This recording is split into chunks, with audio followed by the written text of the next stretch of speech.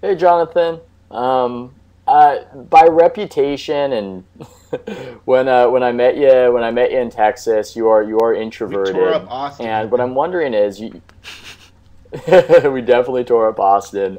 But by reputation, you're introverted. Even though I might have seen you in a different light every now and again, and I'm wondering, do you think that that tendency of yours in any way is connected to your ability to tell other people's stories and to take an interest in other people? Is there any connection between the two? I'm sorry, between telling other people's stories and what?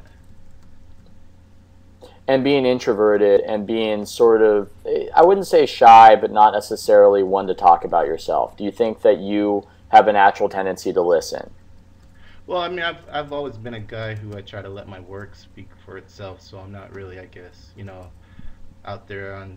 I mean, I tweet, but not that much. I don't do much TV or things like that. I've always been trying to let my work stand for myself because that's how I feel like I should be judged.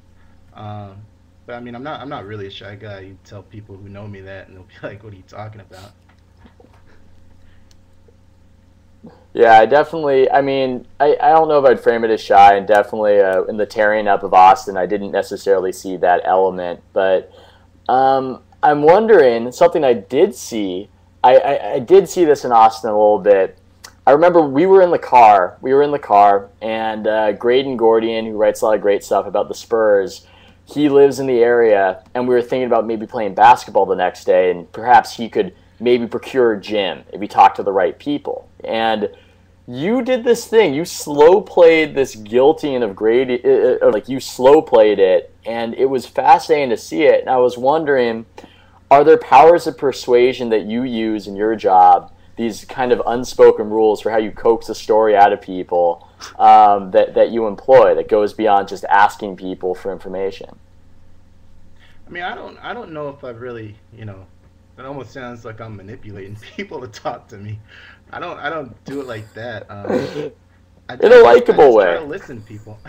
No, I just try to listen to people, and one thing I always do whenever I end an interview, and I find that I usually get the best responses from this question. I ask people, is there anything that you wish I would have asked? Is there anything I left out? And there will always be, something like, oh, yeah, thanks for asking me, this, and it'll end up being a big part of the story.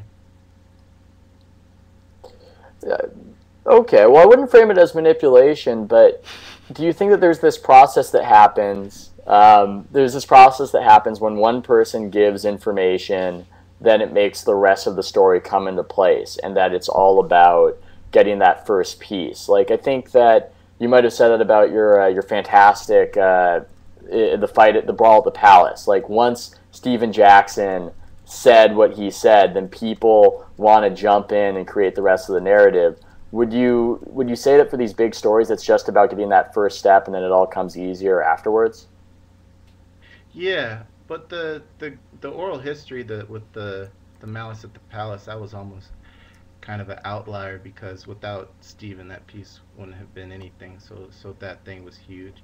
Other stories, it may not be to that extreme that I needed Steven to really open up for that piece. But I mean, there's there's definitely a art to it about just talking to people and being able to listen to people and knowing that everybody may not be the same. I probably wouldn't talk to Jerry West the same way that I talk to Gerald Green. Well, I wonder. I mean, I'm just really fascinated by your process in general because I find myself, from my perspective, my selfish perspective, when I see a guy in a 10-day contract or I see a guy who isn't a star player, I don't even know. I don't even know where to begin. I don't know how to draw anything out of him that can become the very interesting stories that you find. Like, how does it begin? Like, what's the start of your process in just knowing where the stories are and getting to know these guys in a way where you can reveal interesting things about them? Well, I mean that's half the battle for me is finding the good story ideas, ones that I want to be able to eventually end up on for spending weeks on. And to me, I guess it's knowing that everybody has a story, whether they're on a 10-day or whether they've been in the NBA for 10 years. Everybody has a background story. Everybody has a reason for how they made it when so many people didn't. Everybody has a high school coach who can tell stories about them. Everybody has family. So I mean, every single person you talk to, no matter what their status in the league, is gonna have a story. And like I said, how I usually start it is, I read everything and then try to take it from.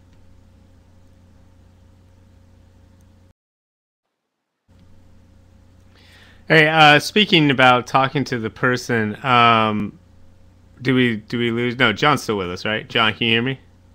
I can see you. Okay, And I cool. can hear you. All right. Okay. But I wanted to ask more about Steven Jackson, who's like one of the fascinating characters in the NBA. I think that no one seems to inspire such a wide range of reactions from the same person, right? Like the same person, like he's a great teammate, but I also think he's like a piece of crap, and like like he's a total punk, but he's got like he's just full of love and heart. And I think, what was it like talking to him, and what were your impressions about kind of the dynamic character that he is?